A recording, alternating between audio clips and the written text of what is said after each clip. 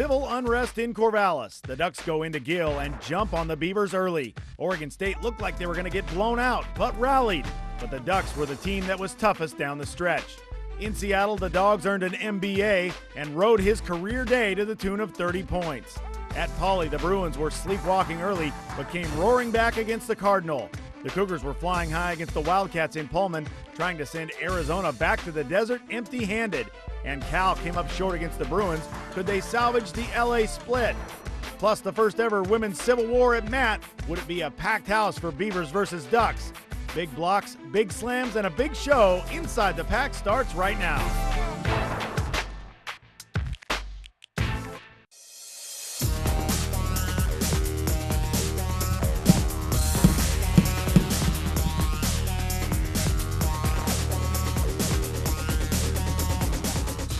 Beavers go to work, and Burton with it. Catron reaches in, slaps it free. Lloyd on the run, sails to the hook, lays it in with the offhand.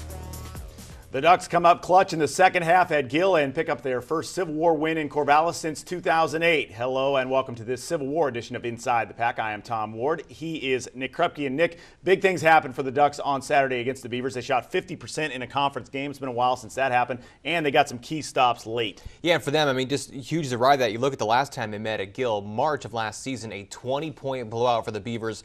Much has changed since then to now with the players that are around. I mean, Gill Coliseum, the only guy that had played at Gill Coliseum, played in a game like that before. So, I mean, you look at what they did. I mean, you get Garrett Sim finally coming around, finding his shot. That's what they recruited him for to do. He's had a tough couple-year run, but when he can get it going, he can get it going. And J.R. Strobridge came up big, too. That's why they got him. Yeah, Sim and then Singler, as Richard Siegler would have said back in the day in the football, they're Oregon kids. They came up big in the Super Bowl of Oregon. Yeah, and the big thing for them, they're no longer in last place. Arizona State now, the basement here in the Pac-10. Yeah, and one of the things, Oregon, we saw them working on that 1-3-1 in practice all week long. I think that really paid off in this game. I mean, they had good success breaking it early on, early and often, and they never really had too many problems getting the ball up the court, and then the Beavers went away from it. Yeah, and the Beavers kind of shot themselves in the foot, too. I mean, at least early. I mean, they had a lot of just some bad possessions in that first half that dug them into that 17-point hole, which, to their credit, you know, years past, maybe they don't even come back after being down 17. They do. They take the lead, which the Ducks would say, hey, let's try to hold on to that. But then you look at the numbers. I mean, Calvin Haynes, scoreless. Only the second game coming off the bench. 22 minutes. Maybe he doesn't like that a whole lot. Ahmad Starks, scoreless. Amari Johnson, nothing else really in the stat line. Coach says, let's go ahead and sit you down after 15 minutes. Well, certainly, if you no matter which way you want to look at it, huge win for the Ducks because now they're out of the cellar and they get a little confidence after beating somebody on the road. And the Beavers, coming into this season, were thought to be one of the upper echelon teams in the Pac-10, at least in the upper division. Yeah, and if they would have won this game, it would have looked a whole lot better down the road now. Yeah, then Oregon State would have been, have a winning record in conference and almost back up to it would have been 9-9 on the year. So, kind of a devastating loss for Oregon State, and on the other side, a good win for the Ducks. The last time the Ducks won in Corvallis, March of 2008, the only one of the Ducks in Saturday's game to suit up for that affair, senior Jovan Catron. Oregon coach Dana Altman in his first Civil War at Gill. Last season, the Beavers earned their first sweep of the Ducks in 17 years, 9,800 plus on hand for Saturday's 334th meeting. Catron, Jovan had missed the past 3 games, but came out firing misses, but Joe Burton stripped by Malcolm Armstead. J.R. Strobridge lays it in. Ducks in front 13-11. Oregon led most of the first half, but Burton kept it close early. The turnaround fadeaway. Nice move there. Ducks still up by 4, but Garrett Sim got hot. The gunner from Portland spotted up in the corner, knocks down a 3, 24-16 Oregon. Then Catron cuts in the lane, gets the feed from Medford's E.J. Singler, lays it in with a nifty reverse. Ducks up 10, and then Strobridge again from the corner. No good, but Teandre Williams there to fly in for the rim rattle and follow slam, part of a 17-4 Oregon run. They led by as many as 17 in the first, but then came Mr. Instant Offense. Lathan Wallace drives baseline, beats down 33-21. Then Layson pulls up and pops a 3. A personal 7-0 run from Lathan. 33-24 Ducks at the half. Second half, Beavs still feeling it. Ahmad Starks inside to Devon Collier. O-State down just 4. Then more Lathan. Hits a 3 from the angle. Pulls the Beavers to with 1 at 38-37, and Wallace wasn't done. Moments later, another triple right in front of the OSU bench. Beavers take the lead 40-38. The Ducks, though, don't fall apart. Off the turnover, Jonathan Lloyd to Strobridge at full speed, lays it in. Oregon back up to 48-46. Beavs answer right back. Calvin Haynes, nice lob to Jared Cunningham, who flushes it. OSU down 1, but just 9 points for Cunningham, but the Ducks closed out strong. Sim, another huge three, in and out and in. Oregon up by 4, then the backbreaker. Catron knocks it loose from Burton. Lloyd scoops it up and goes the distance. His only 2 points of the ball game, but they were huge, and the Ducks go on to win it 63-59. The Ducks' first win in Corvallis since March of 2008 for the 5th time this season. Singler led the way. He had 16. Sam and Strobridge each had 15. 13 of JR's points came on some big shots in the second half. Yes, the Beavers now drop to 0-6 this year when scoring less than 70 points. 3 Ducks in double figures. The Beavs only had 2. Lathan 15, Roberto with 11, Cunningham and Collier 9 and 8. So the Beavs now 0-4 when only 2 players score in double figures. That's a must-win. We've been preparing for it all week, and you know, it's a rivalry game, and that was a big for us to come in here and win. Some Pac-10 teams have come in here and struggled, so you know, it's big for us to win here. I just take a lot of pride in where I come from, and I definitely wanted to win this game, and you know, it feels really good right now. We didn't come out with our normal defense that we normally come out with, and that killed us in the beginning. It was going back and forth, and then they pulled away on the offensive end. Who are we? Are we going to be the Beavers from 5 years ago who were kind of in the games and get blown out? Or are we the new Beavers where we play hard for 40 minutes and we win games?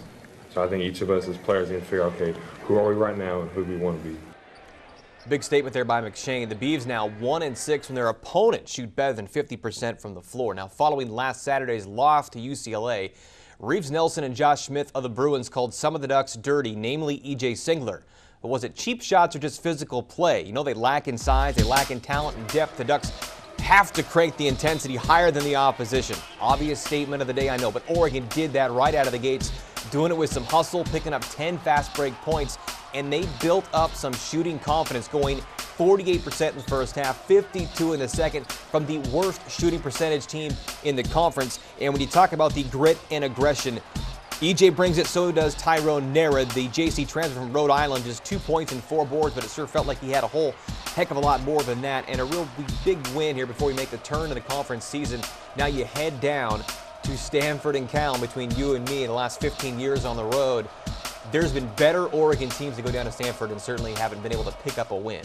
Well, certainly the Ducks shot 50%. Last time they did that against anyone was Jacksonville State back on December 13th, 56% in that game. And the last Pac-10 opponent they played and shot 50% against was Washington State in the Pac-10 tournament last year, that 82-80 win over the Cougars. So for Oregon, some positive signs here, some signs that maybe some of the things that Dana Altman and his guys are working on actually paying off. Try to get that quick start. I mean, they get out there, start knocking down those shots. The confidence goes, and it really rolled on from there. And you look at the Beavers now, 1 week ago, they played the role of leader by building a first-half lead. And that victory over SC had that cushion, a rare occurrence for Oregon State, but Saturday they were down in a hole again. The Beavers helped bury themselves in the first. 9 of 12 of their turnovers came in the first 20 minutes. A lot of those were unforced errors. And again, credit the Ducks too, not playing dirty, but taking some charges. DeAndre Williams and Nicholas Fern standing in on Roberto Nelson.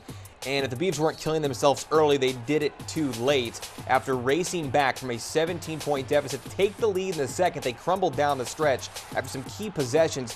One of the turnovers, one of 4 steals by Calvin Haynes, and then Roberto, still a young guy trying to make things happen there, took it into EJ, didn't get it to go. They're still down forward. Lathan going up against EJ instead of going straight up with it, and then you saw that last play. That's the key play there as Burton put it on the floor, and Catron knocked it away. Good to get the big guy, get Duke back in there too. You know, earlier in the week, Craig Robinson pointed out, obviously, it's tougher to shoot 50% from the floor like they did last weekend against SC when you are down double digits. But again, a chance to really make some hay in the Pac-10 standings, couldn't quite do it. But you got to like the effort on the Beaver standpoint to at least come back as, again, down 17, a hole you never want to be in, but they did get out of it and did take the lead at one point. Well, and afterwards, Craig Robinson talked about that. He said, hey, in years past, maybe we're down 17 early, we don't come back, and they pack it in. Exactly. So from that standpoint, some things that Craig likes to see from his team, but certainly he was not pleased with the way they came out to start the game.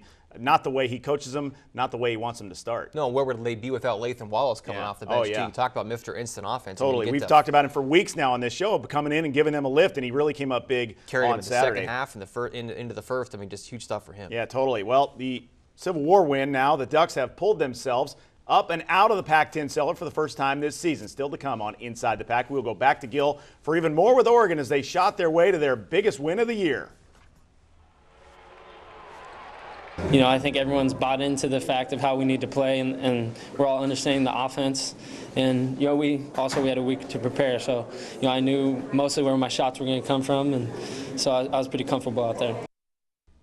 Plus, the first ever Women's Civil War at the new Matt Knight Arena. That's straight ahead when Inside the Pac continues. And as always, lots more Beavers, Ducks, and the rest of the Pac-10 online all the time at our website, InsideThePac.com. We'll be back after this.